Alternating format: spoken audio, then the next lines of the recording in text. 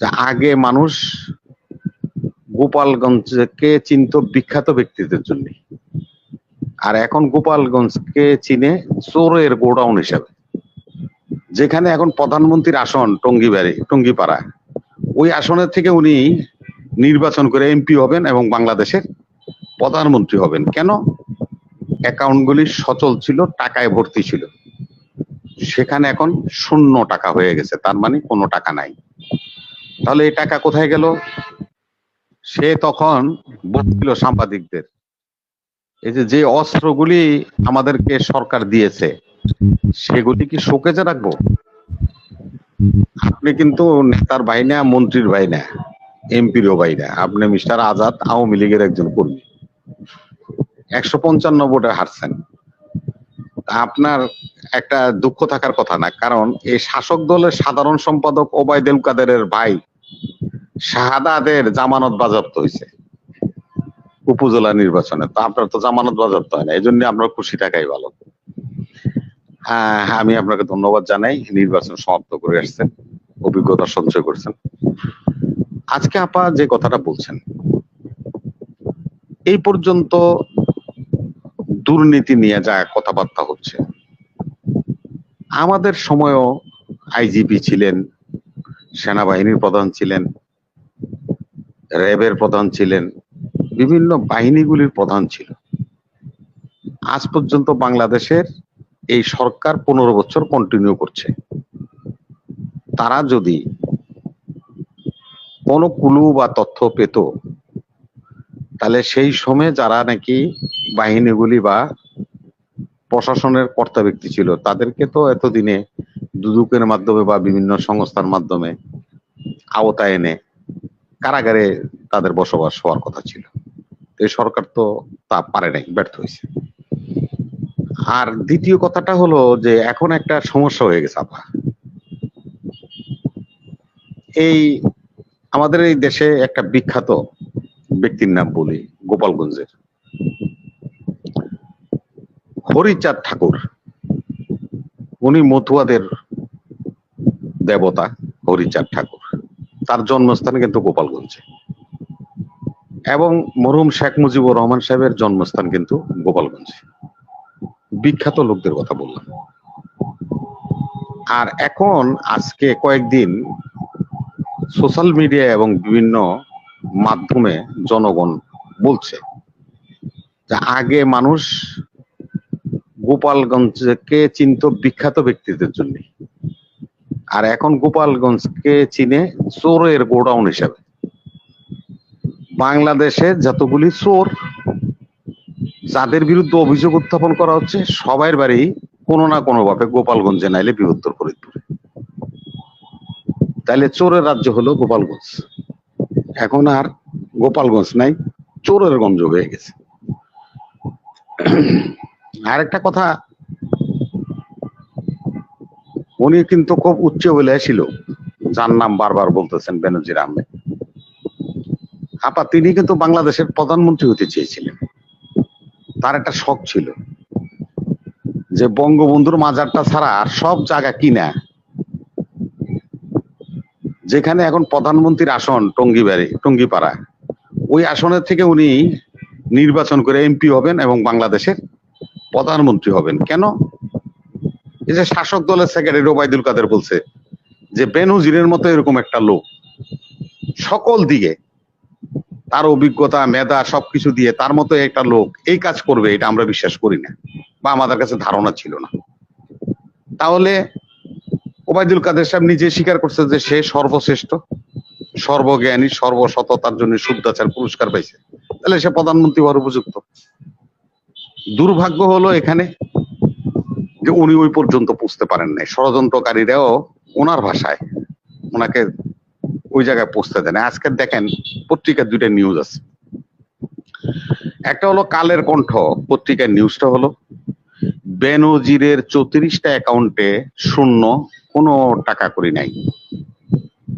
গত 1 সপ্তাহ 15 দিন আগেও যেই অ্যাকাউন্টগুলি সচল ছিল, টাকায় ভর্তি ছিল, সেখানে এখন শূন্য টাকা হয়ে গেছে, তার মানে কোনো টাকা নাই। তাহলে এই টাকা কোথায় গেল?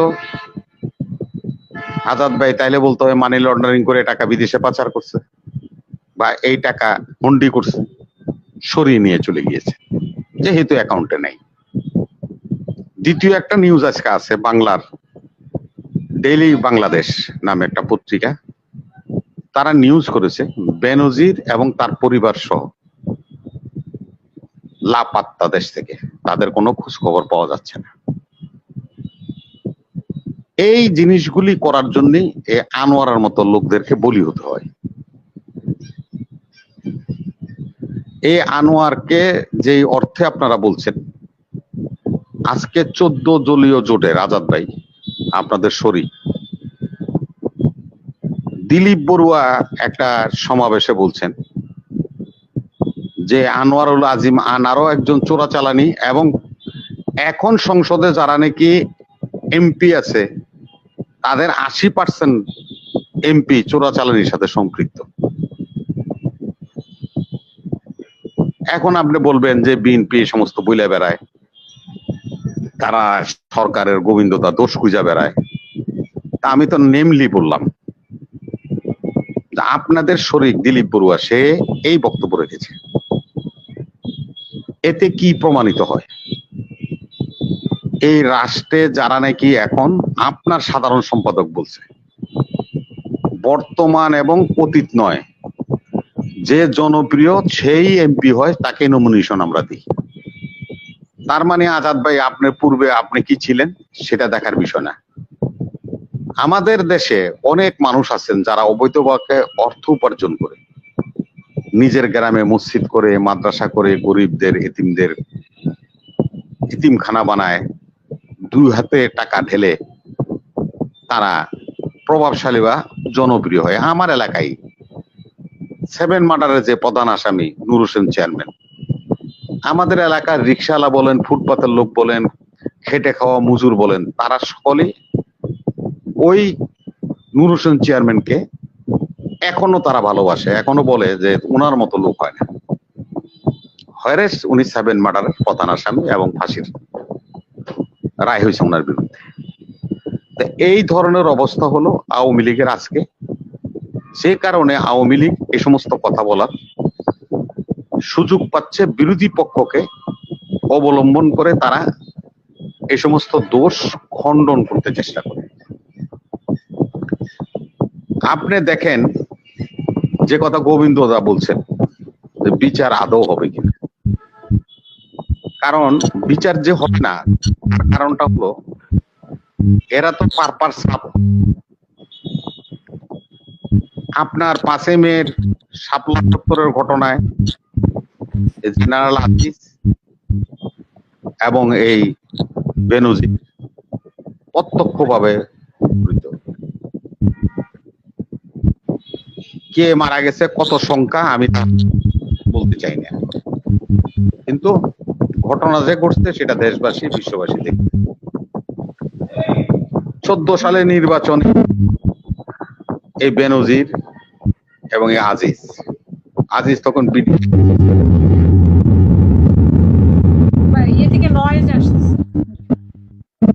বিডিআর এর ডিজি ছিল। সে তখন বলছিল সাংবাদিকদের, এই যে অস্ত্রগুলি আমাদেরকে সরকার দিয়েছে সেগুলি কি শোকেজে রাখবো? আর 18 সালের নির্বাচনে এই বেনজির পুলিশের আইজি ছিল আর জেনারেল আজিজ সেনাবাহিনীর প্রধান ছিল। এবং একজন রাজনীতিবিদ হিসাবে আপনাকে কালাম ভাই আমি প্রশ্নটা করি, নির্বাচনের পরে সেনাবাহিনীর প্রধান সাংবাদিকদের সামনে এসে যে কথাটা বলল, এই বলার একটি কি তার বাহিনী প্রধান হিসাবে, চাকরিজীবী হিসাবে সম্ভব? সে বলল দক্ষিণ এশিয়ার মধ্যে এত সুন্দর পিসফুল একটা নির্বাচন কখনো হয়নি। এখন এই ব্যক্তিরা এর উপরে আল্লাহর ফেরেশতারা নাজিল না হইয়া শয়তান নাজিল হয়েছে, আর এদের সবাই উপরে একটা শয়তান আছে বিশ্বে, যেখানে কালাম ভাই বসে থাকে। সেই শয়তান এই শয়তান হেডমাস্টার।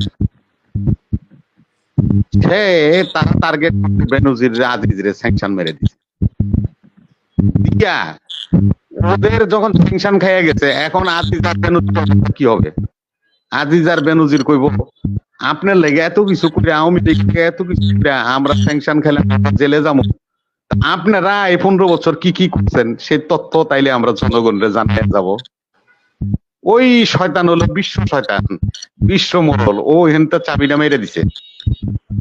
এই 15 বছর সরকারের প্রধান থেকে আরম্ভ করে হাজারদের মতো তৃণমূলের যারা আছেন হাজার হাজার শত কোটি টাকা আপনারা কামাই করেছেন, তাদের হিসাব বাইর করার জন্য বিরোধী দল গোবিন্দ চন্দ্রের মতো লোকের বলার প্রয়োজন হবে না। যাদেরকে আপনারা পালছেন, লালন পালন করছেন, তারাই একদিন বাজারে এ কথা চালু। আমাদের দেশে একটা প্রবাদ আছে, সেটা বোয়ালের আলটা বোয়ালে ভাঙ্গে। তো বোয়ালের আন্ডা বোয়ালে ভাঙবে, আপনাদের আন্ডা আপনারা ভাঙবেন।